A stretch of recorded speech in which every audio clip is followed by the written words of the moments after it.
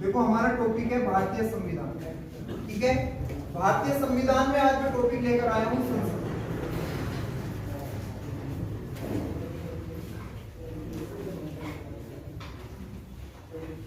संसद में आपके सबसे पहले आप जानते हो संसद 3 चीजों से मिलकर बनी, ठीक।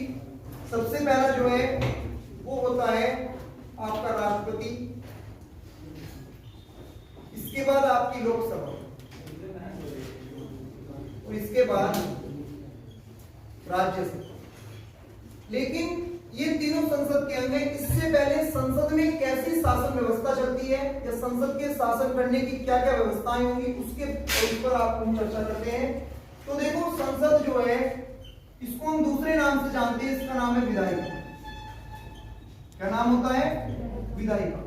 विधायिका से ही आपको इसका स्पष्टीकरण मिलेगा। विधायिका का मतलब है विधियों का, विधियां मतलब कानून या अधिनियम का निर्माण करना। तो ऐसी संस्था जो विधियों का निर्माण करती है देश में वो क्या कहलाती है? विधायिका कहलाती है, ठीक है। अगर भारत में बात करें विधायिका की तो हमारी विधायिका को किस नाम से जाना जाता है? संसद के नाम से या भारतीय संसद के नाम से जाना जाता है। अब देखो शासन करने की प्रणाली की बात करेंगे। प्रणाली कह दो या प्रक्रिया कह दो। अगर हम विश्व में देखें तो सिर्फ आपकी 3 प्रकार की प्रणाली चलती है। एक होती है संसदीय शासन प्रणाली,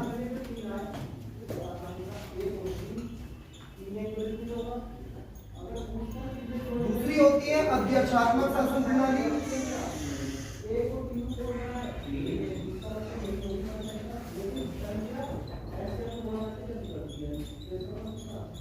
और तीसरी होती है अध्यक्षात्मक शासन प्रणाली।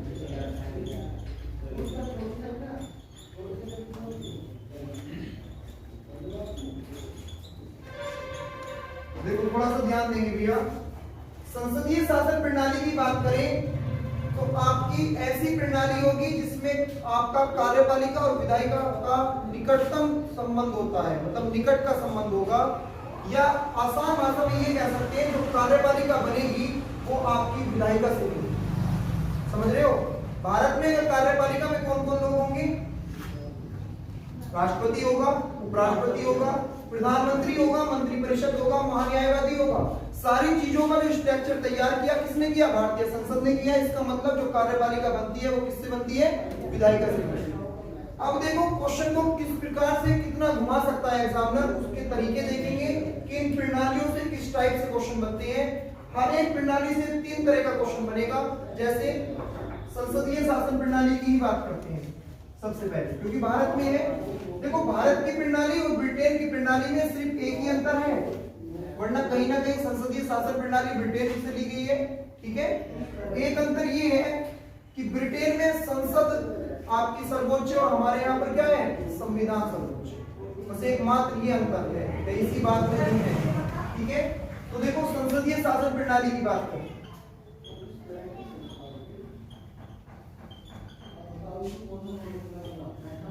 संसदीय शासन प्रणाली सबसे पहले तो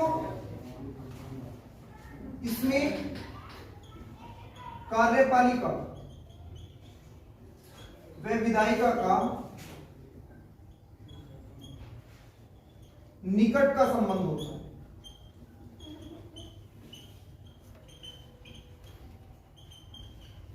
अर्थात कार्यपालिका विधायिका से बनती है।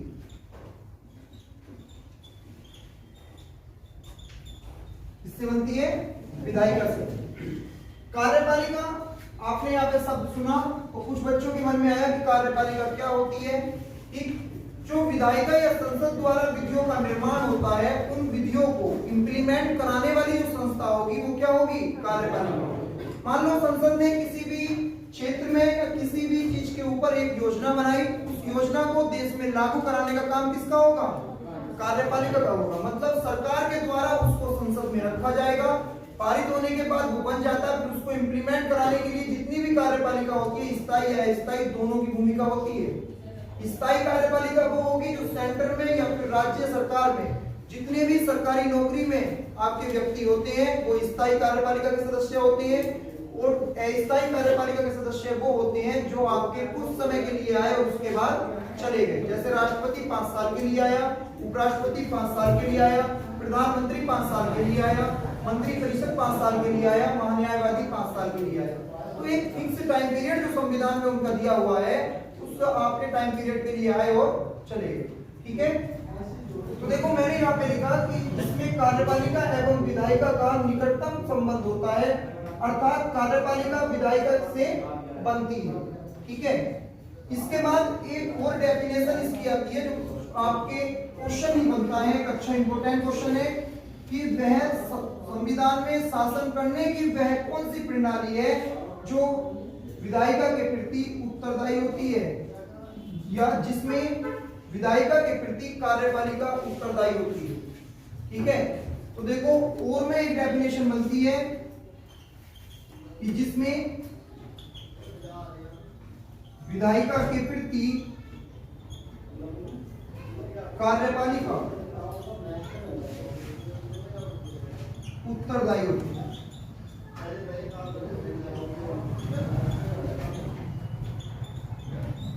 उत्तरदायी होती है।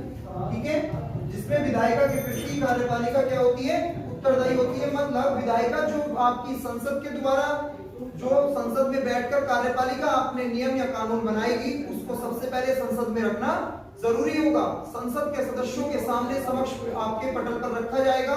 उस प्रस्ताव को जब जनता जानेगी तभी वो कहीं ना कहीं पारित होगा।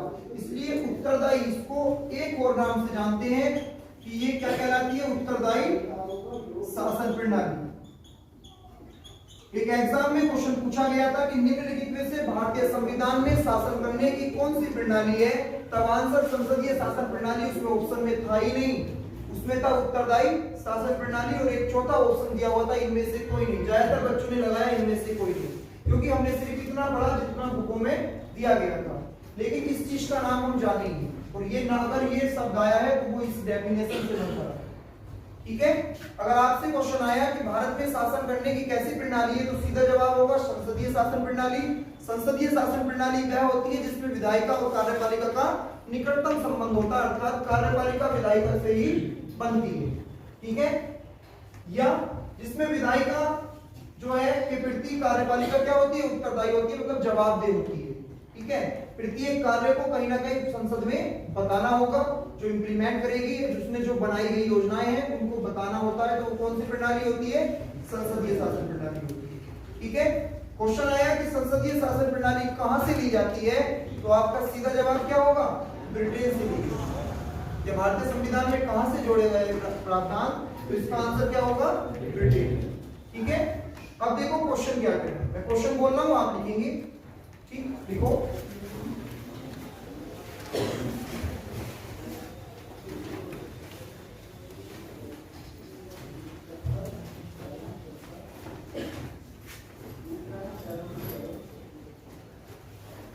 पहला क्वेश्चन है कि भारतीय संविधान में शासन करने की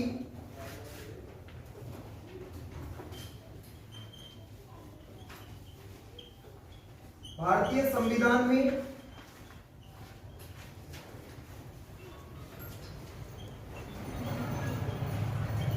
शासन करने की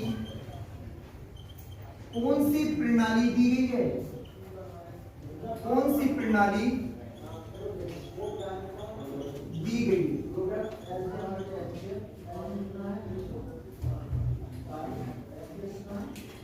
ठीक है, ये क्वेश्चन हो गया। इसके ही आप और में एक क्वेश्चन लिखेंगे, कितने फॉर्मेटों से एक क्वेश्चन बन सकता है वो चीज आपको मुझे आज बतानी है। लिखेंगे इसमें, निम्न में से वह कौन सी प्रणाली है, निम्न में से वह कौन सी प्रणाली है जिसमें कार्यपालिका विधायिका से बनती है, जिसमें कार्यपालिका विधायिका से बनती है।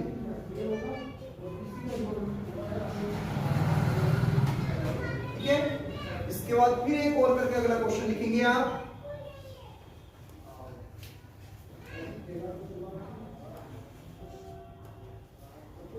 निम्न में से वह कौन सी प्रणाली है, निम्न में से वह कौन सी प्रणाली है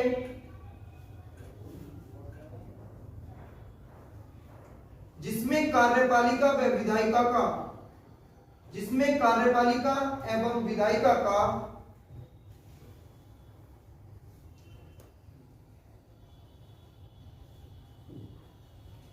निकट का संबंध होता है।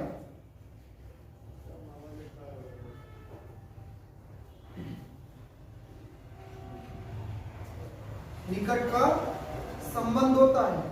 अगला क्वेश्चन लिखेंगे और में ये चीजें आपको देखनी है कि एक आंसर के कितने फॉर्मेट के क्वेश्चन बन सकते हैं। सब में कहीं ना कहीं लैंग्वेज चेंज है, ठीक है, लेकिन आंसर वही है। ठीक, अगला क्वेश्चन लिखो। नेक्स्ट क्वेश्चन जो आएगा आपका, लिखेंगे शासन करने की वह कौन सी प्रणाली भारतीय संविधान में दी गई है। शासन करने की वह कौन सी प्रणाली भारतीय संविधान में दी गई है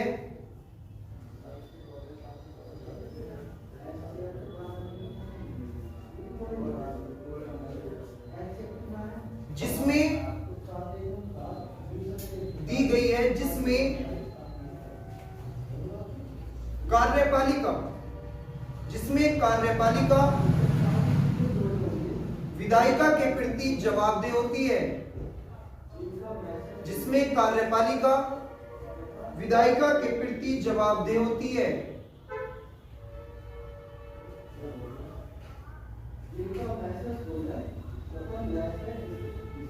ठीक है, और करके नेक्स्ट क्वेश्चन लिखेंगे। उत्तरदायी शासन प्रणाली के नाम से, उत्तरदायी शासन प्रणाली के नाम से किसको जाना जाता है। उत्तरदायी शासन प्रणाली के नाम से किसको जाना जाता है।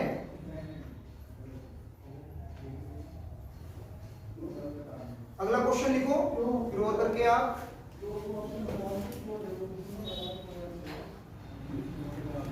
वह कौन सी प्रणाली है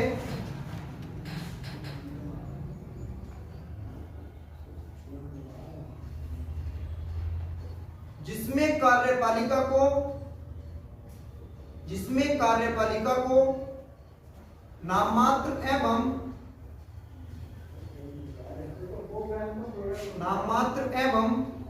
वास्तविक में बांट दिया जाता है।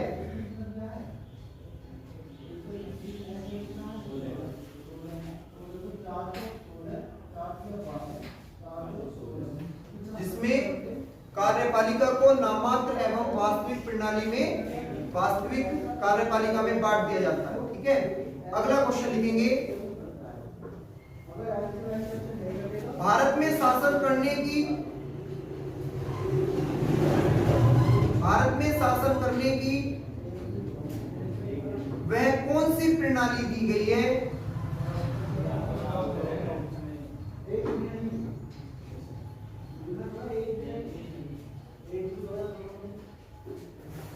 जो ब्रिटेन के, जो ब्रिटेन के शासन करने के मॉडल पर आधारित है।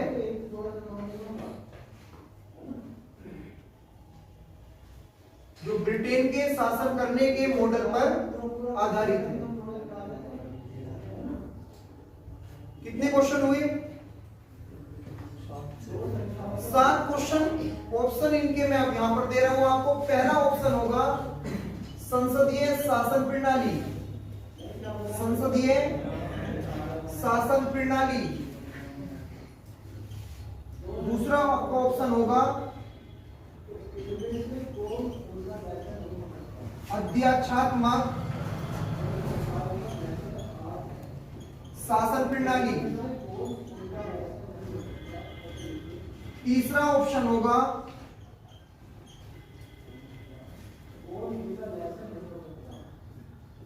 दोनों, और चौथा होगा इनमें से कोई नहीं।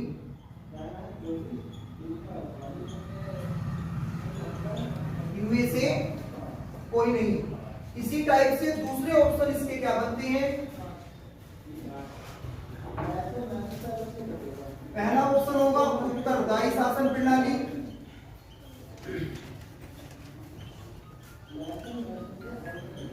दूसरा ऑप्शन होगा अनुत्तरदायी शासन प्रणाली,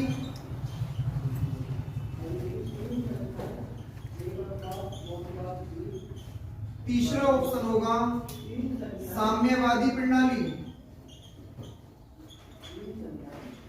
और चौथा ऑप्शन होगा इनमें से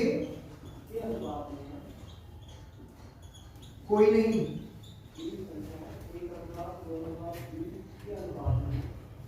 ठीक है, अगर देखो ये ऑप्शन आपको मिलते हैं तो आपका आंसर हो जाएगा संसदीय शासन प्रणाली। इन सातों क्वेश्चन का आंसर होगा संसदीय शासन प्रणाली अगर ये ऑप्शन आपके एग्जाम में आते हैं। यदि ऑप्शन ये न आकर ये वाले ऑप्शन आपको मिल जाए तो इसमें आपके क्वेश्चन की संख्या 6 हो जाएगी। ठीक है, या फिर अगर 6 नहीं होगी, अब आपके मन में एक सवाल हो कि सर आपने तो 7 क्वेश्चन लिखवाए, क्योंकि एक क्वेश्चन मैंने लिखवाया कि निम्न में से किस प्रणाली को उत्तरदायी शासन प्रणाली कहते हैं। ठीक है, या तो वो क्वेश्चन कम होगा या उसकी जगह क्वेश्चन चेंज होगा कि निम्न में से किस प्रणाली को संसदीय शासन प्रणाली कहते हैं। ठीक है, तो देखो आंसर क्या हो जाएगा? उत्तरदायी शासन प्रणाली। ठीक है, किसी को कोई डाउट नहीं है ना? क्लियर हो गया? आज के बाद किसी भी टाइप से आपके शासन करने की पद्धति के बारे में अगर क्वेश्चन आ जाए तो आप सीधा जवाब लगाना संसदीय शासन प्रणाली। सारी जितनी इंपोर्टेंट बातें थी क्वेश्चन में लिखवा चुका हूं मैं, इससे ज्यादा कुछ नहीं होती। अब देखो इसमें मैंने एक बात लिखवाई आपको एक क्वेश्चन में कि नाममात्र एवं वास्तविक दो तरीकों से आपके कार्यपालिका बढ़ जाती है। नाममात्र की कार्यपालिका का मतलब होता है कि ऐसी शक्तियां जो केवल सिर्फ आपकी दिखावटी होती है, जो हमारे किसको दी गई है? राष्ट्रपति को दी गई है। तो हमेशा क्वेश्चन बन जाता है कि नाममात्र की कार्यपालिका का प्रधान कौन होता है? तो सीधा जवाब होगा राष्ट्रपति। ठीक है, और वास्तविक कार्यपालिका का प्रधान कौन होता है? प्रधानमंत्री। ठीक है, एक क्वेश्चन लिखेंगे आप आगे।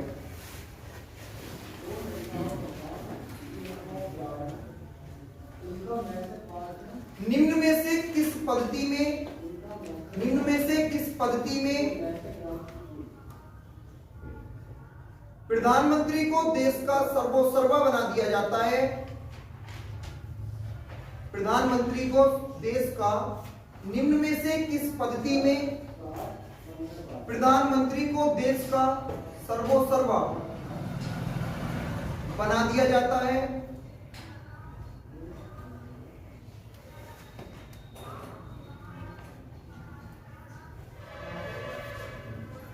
तथा प्रथम व्यक्ति को नाममात्र का प्रधान बनाया जाता है। तथा प्रथम व्यक्ति को नाममात्र का प्रधान बनाया जाता है।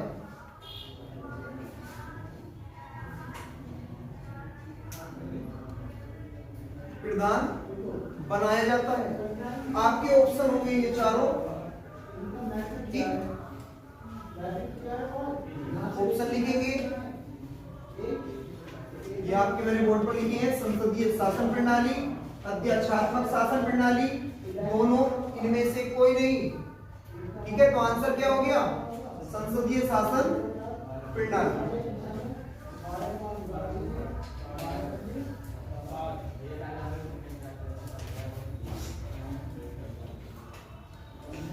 ठीक है, अब देखो बात करते हैं अध्यक्षात्मक शासन प्रणाली। अब इसमें मैंने तीसरी आपको एक वो लिखवाई थी अग्र अध्यक्षात्मक। अग्र अध्यक्षात्मक बिल्कुल सेम तरह की होती है जैसे आपकी संसदीय होती है। ठीक है, तो उसको डिफाइन मैं नहीं करूंगा, बस ये याद रखना श्रीलंका जो हमारा देश है, ठीक, जो विश्व में आपके नारियल के आकार की भांति का देश है, उसमें आपकी अग्र अध्यक्षात्मक शासन प्रणाली है। अध्यक्षात्मक शासन प्रणाली की बात करें तो उसमें देखो कार्यपालिका विधायिका के प्रति उत्तरदायी नहीं होता। और सबसे अच्छा उदाहरण जो इसका है वो है आपका यूएसए। अगर आपसे कोई पूछ ले कि यूएसए के संविधान में शासन करने की कैसी प्रणाली दी गई है, तो सीधा जवाब होगा अध्यक्षात्मक शासन प्रणाली। इसमें देश का सर्वोसर्वा जो होगा वो कौन होगा? राष्ट्रपति होगा। ठीक है, प्रधानमंत्री का पद इसमें होता ही नहीं है। अगर प्रधानमंत्री का पद है भी किसी देश में तो वो आपके सर्वोसर्वा नहीं होगा। ठीक है, और ध्यान रखना अगर क्वेश्चन आया कि ऐसी कौन सी प्रणाली है जिसमें कार्यपालिका और विधायिका का निकटतम संबंध नहीं होता, तब भी आंसर क्या होगा? अत्याचार होगा। ठीक है, क्वेश्चन लिखेंगे अगला।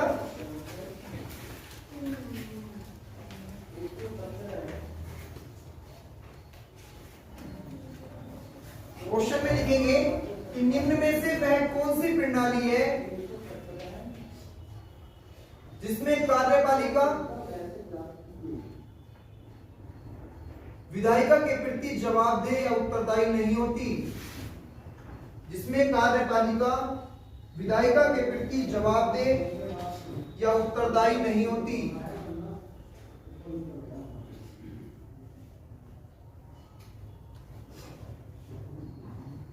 जिसमें कार्यपालिका विधायिका के प्रति उत्तरदायी नहीं होती। और करके अगला क्वेश्चन लिखेंगे, शासन करने की वह कौन सी प्रणाली है? शासन करने की वह कौन सी प्रणाली है? शासन करने की वह कौन सी प्रणाली है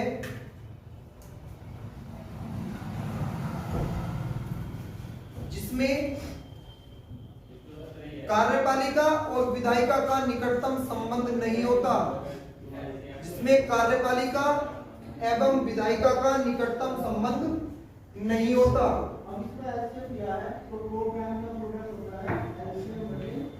जिसमें कार्यपालिका एवं विधायिका का निकटतम संबंध नहीं होता।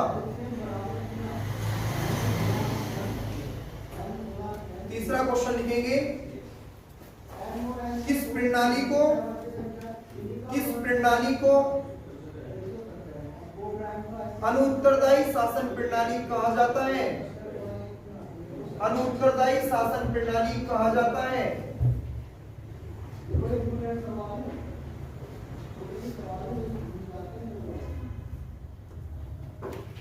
अगला क्वेश्चन लिखेंगे और कर इसमें, निम्न में से किस पद्धति में कार्यपालिका की वास्तविक एवं नामात्र की शक्तियों को कार्यपालिका की वास्तविक एवं नामात्र की शक्तियों को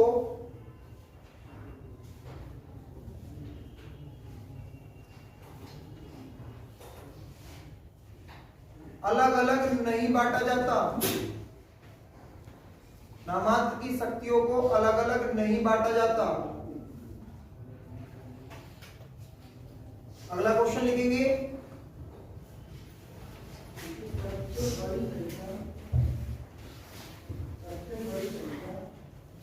किस प्रणाली में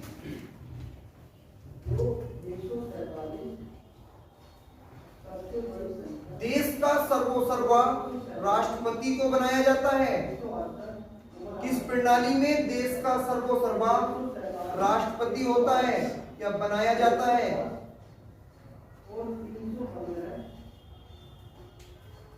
ऑप्शन आपके ये रहे, इन ऑप्शन को लिखेंगे और आंसर जो है वो आपका हो जाएगा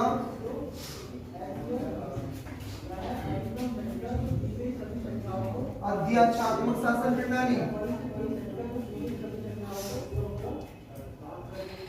अध्यक्षात्मक शासन प्रणाली।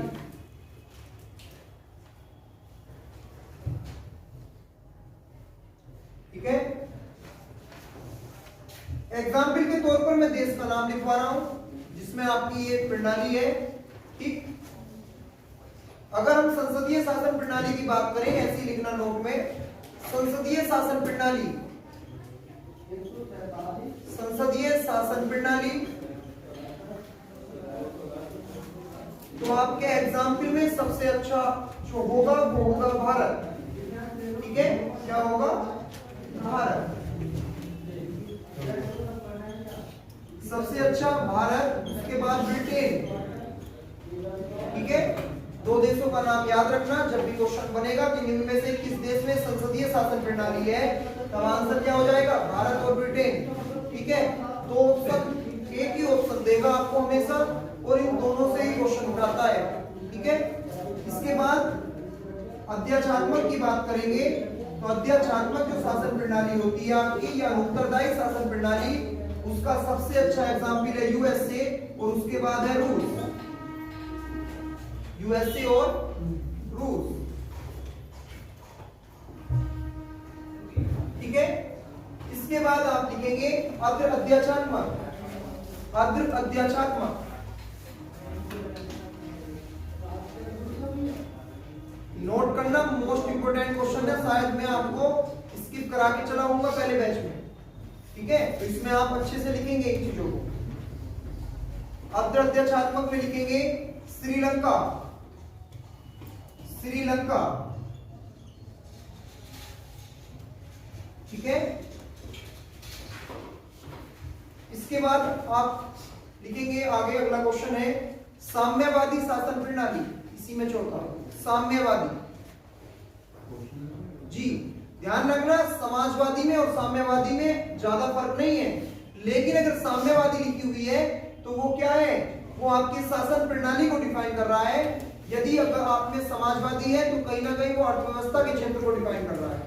ठीक, तो ये आपका सबसे बड़ा साम्यवादी का उदाहरण है चीन। इसको वामपंथी भी बोलते हैं। ठीक है, चीन हुआ और आपका क्यूबा हुआ। क्यूबा, चीन और क्यूबा। ठीक है, तो आज हमने क्या जाना कि संविधान में शासन चलाने की जो पद्धति होती है वो कितने प्रकार की होती है, किन देशों में आपकी कौन कौन सी पद्धति है, या फिर उनकी डेफिनेशन के तौर पर कितने क्वेश्चन बन सकते थे। ठीक है, अब बात करते हैं संसद की।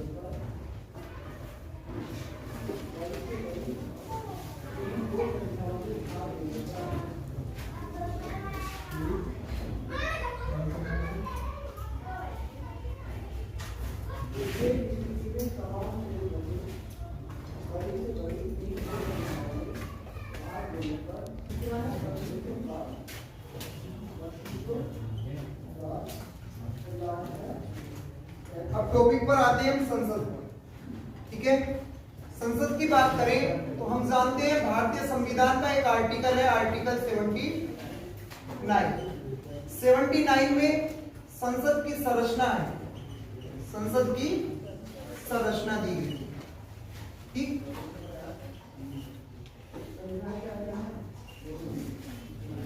या ऐसे कहें कि भारतीय संविधान का आर्टिकल 79 साफ साफ शब्दों में कहता है कि संसद के 3 भाग होंगे जिनका उल्लेख इस प्रकार। ठीक है, 79 के बाद जब संरचना दी गई है तो संरचना के अनुसार संसद 3 चीजों से मिलकर बनी। सबसे पहले मिलकर बनती है लोकसभा। ठीक है, दूसरा है आपका राज्यसभा और तीसरा है आपका राष्ट्रपति। हमेशा ध्यान रखना, क्वेश्चन बनता है कि निम्न में से संसद का अंग नहीं होता। ठीक है, संसद का अंग जो नहीं होगा आपका, कौन नहीं होगा? ठीक, इसमें आपका दे देगा विधानसभा। विधानसभा संसद का अंग नहीं है, वो विधानमंडल का। ठीक है, या फिर क्वेश्चन पूछेगा कि राज्य विधानमंडल का अंग निम्नलिखित में से कौन सा नहीं है, तब उसमें आपके इन तीनों में से जो भी ऑप्शन रखा, ठीक है, वो आपका नहीं होगा। ठीक है, लोकसभा की बात करें तो देखो इसको हम बोलते हैं लोगों का सदन। क्या बोलते हैं? लोगों का सदन। ठीक, दूसरा इसका नाम होता है भावनाओं का सदन। भावनाओं का सदन। जब लोगों का सदन है तो भारतीय जनता से जुड़ी जो भावनाएं व्यक्त करने का आपका कक्षा होगी वो कौन सी है संसद में? लोकसभा। ठीक है, तीसरा बात करें भारतीय जनता का प्रतिनिधित्व करने वाला सदन। भारतीय जनता का प्रतिनिधित्व करने वाला सदन। ठीक है, चौथा इसको अस्थायी सदन कहते हैं। क्या कहते हैं? अस्थायी सदन। क्योंकि हम जानते हैं कि हमारी लोकसभा का जो टाइम पीरियड है वो 5 साल होता है, लेकिन किसी विशेष परिस्थिति में अगर सरकार के खिलाफ अविश्वास प्रस्ताव जिसका उल्लेख संविधान में नहीं है, अगर वो चीज आपकी आ जाती है तो हमारी सरकार को कहीं ना कहीं अगर बहुमत साबित हो गया तो सबसे पहले इस्तीफा प्रधानमंत्री देता है, और जब प्रधानमंत्री इस्तीफा देता है तो पूरे मंत्रिपरिषद को देना होता है। क्योंकि आर्टिकल 74 में साफ-साफ शब्दों में लिखा हुआ है कि राष्ट्रपति को सलाह देने के लिए एक मंत्रिपरिषद होगा जिसका पदेन अध्यक्ष प्रधानमंत्री होगा। जब अध्यक्ष ही पद से हटेगा तो उसके अन्य सदस्य कितने, वर्तमान में आपके 57 व्यक्ति जो है आपके वो भी हट जाएंगे। ठीक है, तो देखो अस्थायी सदन हो गया क्योंकि अपने टाइम पीरियड से पहले ये भंग हो जाती है। इसके बाद इसको जो है प्रीतम सदन कहते हैं। क्या कहते हैं? प्रीतम सदन। प्रीतम सदन इसलिए कहते हैं क्योंकि इसमें जो सदस्य चुने जाते हैं वो डायरेक्ट जनता के बीच से उठते हैं, जनता द्वारा चुने जाते हैं। ठीक है, आप लोग वोट देते हो, इसलिए ये क्या हो गया? प्रीतम सदन हो गया। तो देखो कितने नाम हमने लोकसभा के जाने, लोगों का सदन, भावनाओं का सदन, भारतीय जनता का सदन, प्रतिनिधित्व करने वाला सदन, अस्थायी सदन और प्रीतम सदन। ठीक है, क्वेश्चन आया कि लोकसभा का भारतीय संविधान के किस अनुच्छेद में जिक्र दिया गया है, तो 81 है। कौन सा है? आर्टिकल 81। वैसे याद करने की एक ट्रिक भी है, अगर ऐसे याद नहीं होता तो एक बात याद रखना, सल्ला। ठीक, और सल्ला में आप एक गिनती याद रखना, 79, 80 और 81। ठीक है, आपके सैसे जो आपका 79 में संसद, वैसे आपका 80 में होगा राज्यसभा, और यहाँ से आपकी हो जाएगी लोकसभा। ठीक है, ये ध्यान रखना। ठीक, इसके बाद देखो हम राष्ट्रपति की बात बाद में करेंगे, राज्यसभा की बात करते हैं। तो राज्यसभा को सबसे पहले आपके आर्टिकल 80 में डिफाइन किया गया है, राज्यसभा के बारे में उल्लेख मिलता है। राज्यसभा को हम सबसे पहले बोलते हैं स्थायी सदन। क्या कहते हैं? स्थायी सदन।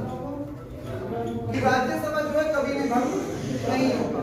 लेकिन देखो एग्जामिनर क्वेश्चन को थोड़ा मॉडरेट करता है, क्या वो कहेगा कि क्या मूल संविधान में राज्यसभा को अस्थायी सदन बनाया गया था, या निम्नलिखित में से मूल संविधान में अस्थायी सदन था? ठीक है, अभी क्वेश्चन आगे लिखवाऊंगा इस प्रकार का आपको मैं। तो देखो हमेशा ध्यान रखना, अगर ऐसे क्वेश्चन आपसे पूछ लिया जाए कि मूल संविधान में निम्न में से अस्थायी सदन था, ठीक है, या फिर स्थायी सदन था, तो देखो अस्थायी सदन तो दोनों होंगे, और आपका स्थायी सदन की बात करेंगे तो आंसर हो जाएगा कोई नहीं। आंसर हो जाएगा कोई नहीं, क्योंकि जब राज्यसभा का गठन आपका कब होता है? 3 अप्रैल 1952 को राज्यसभा का गठन किया जाता है, और 17 मई 1952 को पहली बैठक जब राज्यसभा की होती है, तो देखो ध्यान रखना उस टाइम ये आपका अस्थायी सदन था। कार्यकाल माना कि राज्यसभा का कार्यकाल 6 वर्ष का रखेंगे, ठीक है, लेकिन वर्ष 1940 में, 1954 में 1954 में जब राज्यसभा जो है आपका, इसमें आपके लोकसभा में एक बिल पारित होता है, बिल में एक प्रस्ताव रखा जाता है, वो था आपका लोटरी विधेयक।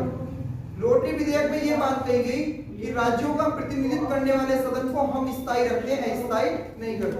लेकिन वर्ष 1954 में ये पारित ना हो सका।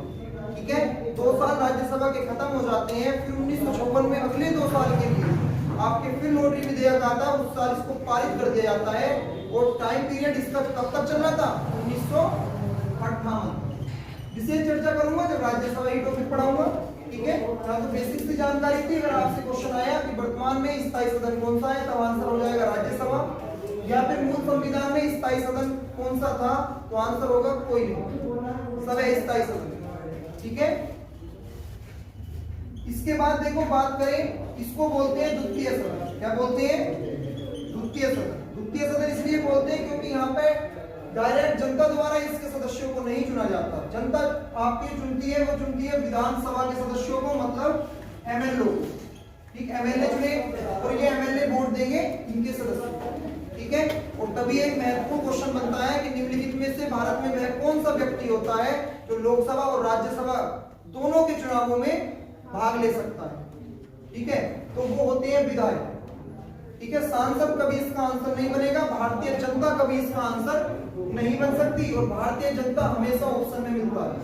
क्यों नहीं बनेगी? क्योंकि भारतीय जनता में लोकसभा को तो वोट आप लोगों ने दिया, लेकिन राज्यसभा में वोटिंग की है कभी नहीं की। अब एमएलए कैसे करता है, देखो इसका कॉन्सेप्ट जानो। किसी व्यक्ति को एमएलए बनने के लिए कितनी एज होनी चाहिए? न्यूनतम 25 वर्ष। अगर खाली लगा दी 25 वर्ष तो गलत है। क्या 27 का नहीं बनेगा, 26 का नहीं बनेगा, ठीक है, या फिर 70 तक नहीं बनेगा? बनेगी, लेकिन कम से कम का मतलब होता है न्यूनतम, ठीक है। याद रखना, किसी की भी एज के बारे में खासकर क्वेश्चन बनता है राष्ट्रपति से क्वेश्चन आता है कि राष्ट्रपति बनने के लिए निम्न में से कौन सी योग्यता सही है, नहीं का क्वेश्चन नहीं बनेगा, सही है। तो पहला आंसर होता है 25 वर्ष आयु, ठीक। दूसरा ऑप्शन होता है मूल नागरिक होना। क्वेश्चन के ऑप्शन देखना, कभी पढ़े भी ना होंगे, सारे ऑप्शन सही लगते हैं। और तीसरा लोकसभा का सदस्य होना। और चौथा होता है लोकसभा के सदस्य बनने की योग्यता रखना, न कि सदस्य होना। अब देखो, थोड़ी 35 वर्ष आपका क्वेश्चन होगा ये। 35 वर्ष की बात करें तो देखो ये भी आंसर हो सकता था। मूल नागरिक आप जानते हो भारत का नागरिक होगा, ठीक है। लोकसभा का सदस्य नहीं होगा, ठीक है, उसमें आपने बात की लोकसभा का सदस्य हो, ठीक। और चौथी बात की लोकसभा का सदस्य बनने की योग्यता रखता हो, ना कि लोकसभा का सदस्य हो। तो आंसर इसका चौथा सही है। अब आपके मन में सवाल आया कि 35 वर्ष आयु दी हुई है, तो देखो यहाँ पे न्यूनतम शब्द नहीं है, ठीक है। अगर देखो, अब मैं आपसे कहूं, अगर यहाँ पे इसने लगा दिया कि अधिकतम 70 वर्ष, तब क्या आंसर सही हो जाएगा? नहीं होगा, क्योंकि अधिकतम का प्रावधान ही नहीं है, तभी ऑप्शन सही नहीं होता। दूसरा ऑप्शन था मूल नागरिक भी सही नहीं हो सकता। मूल नागरिक है मतलब जब से वो वहां पर पैदा हुआ हो, ठीक है, और वहां पर साफ शब्दों में लिखा हो भारत का नागरिक हो, चाहे नागरिकता कहीं और पैदा हुआ हो, लेकिन उसको नागरिकता कुछ समय रहने के बाद, 7 साल रहने के बाद मिल गई हो, वो कहता है कि भारत का नागरिक। तो देखो इस तरीके के क्वेश्चन आने लगे हैं पॉलिटी के अंदर। बस क्या है, अगर हमारे कॉन्सेप्ट क्लियर है ना, तो हम बड़े आराम से आंसर लगाते हैं। और मैं ये कह रहा हूं कि ज्यादातर बच्चा इस क्वेश्चन को गलत कर देगा, ठीक है। जो सारे ऑप्शन कहेगा कि 35 वर्ष की बात थी, न्यूनतम शब्द नहीं लिखा उसमें, ठीक है। मूल नागरिक नहीं लिखा उसमें, वहां पे नागरिक होता है, खाली मूल नहीं होता। मूल होता है बिल्कुल जन्म से, वहां सिर्फ ये है कि भारत का नागरिक होना चाहिए वर्तमान समय, ठीक है। तो ये चीज है। या फिर एक ऑप्शन इसका बना देता है कि लाभ के पद पर न हो। तो बताओ मुझे ये बात सही है या गलत? सही है ना ये बात, ठीक। चलो, रामनाथ कोविंद बिहार के राज्यपाल थे, ठीक है। उसके बाद ये राष्ट्रपति बने, तो क्या वो लाभ के पद पर थे या नहीं थे? थे ना, ठीक। क्यों नहीं थे? लाभ का पद नहीं है। कैसे नहीं है? कैसे डिफाइन करोगे राज्यपाल लाभ का पद नहीं है?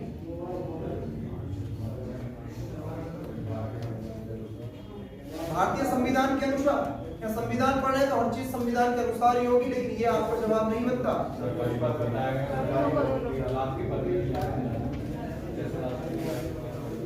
तो ऋषि, मैंने आपसे पूछा है कि लाभ के पद में राज्यपाल कैसे नहीं आता, इस बात को डिफाइन करो।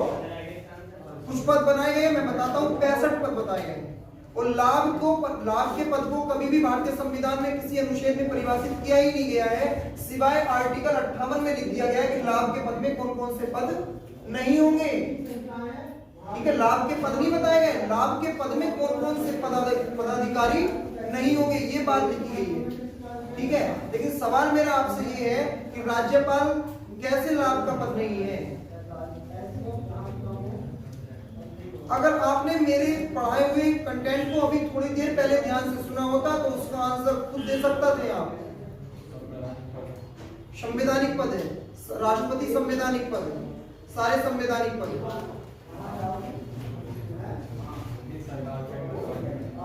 सरकार के अंडर में काम नहीं करता राज्यपाल, होता है? नहीं होता। कैसे नहीं होता? सरकार के अंडर में अगर ये नहीं होता तो फिर इसको प्रसाद प्रियंत तक कैसे नहीं हटाया जाता है, कैसे हटा दिया जाता है? और अपनी राज्यपाल सारी रिपोर्ट अपने राज्य की जो है आपके गृह मंत्रालय में होता है, राज्य विभाग में, कैसे नहीं हो सकता सरकार के अंडर में? सरकार के अंडर में तो ये सारे पद हैं, देखो कैसे नहीं, मैंने तुम्हें बताया था अस्थायी कार्यपालिका का सदस्य होता है अस्थायी, और लाभ के पद में हमेशा स्थायी कार्यपालिका के पद आएंगे, अस्थायी के नहीं आते। जो सरकारी नौकरी में होता है वो लाभ का पद है। राज्यपाल सरकारी नौकरी है नहीं है, ठीक है, इसलिए राज्यपाल नहीं आता। तो देखो इस तरीके से क्वेश्चन को बहुत अच्छे तरह से मॉडरेट करता है, बहुत मोस्ट क्वेश्चन है ये आपका, ठीक है। अभी आगे लिखा हुआ इस क्वेश्चन को मैं, तो देखो इसको हम द्वितीय सदन बोलते हैं। तीसरा, राज्यों का प्रतिनिधित्व करने वाला सदन,